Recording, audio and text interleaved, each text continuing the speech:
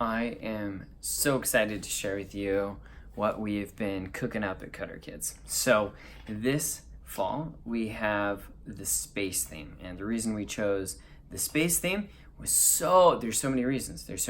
So you have aliens, you have spaceships, you have astronauts, you have lasers, you have planets, you have whole galaxies.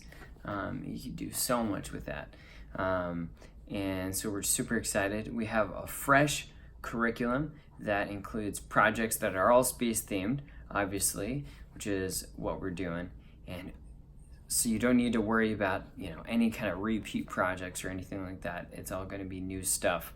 Now, if your children have taken the class before, there's going to be not only the new projects, but they're going to be able to build on what they did in previous semesters. So we want that constant growth, right? We constantly want to be teaching coding and those coding concepts that can be useful later on in other coding languages as well. So what we use is called Scratch. It's developed by MIT, and it is an awesome language. It's so useful. It's literally the best language I know for teaching these coding concepts at this age, right? Kindergarten through 5th grade, and even a little bit older, right? I'm 29. I love using Scratch. It's super fun. And so they're going to be building on those same concepts that they've learned in previous semesters, and learning a little bit more complex ones, right? Like creating their own lists, their own variables, stuff related to gravity. That's going to be a little bit more complicated, right? Now, for those of you who are fresh, who are new, welcome to the team. Welcome to space exploration. It's going to be super fun. Your kids are going to love it. They don't need any kind of coding experience previously.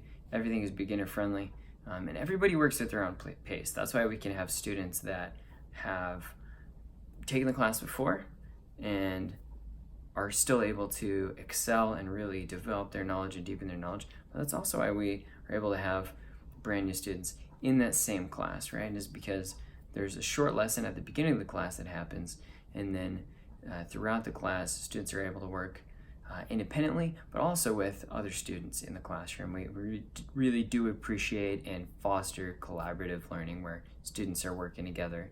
And then there's a little bit of a wrap up that happens at the end of that hour. So it's a lot to pack into an hour, but we've really done it.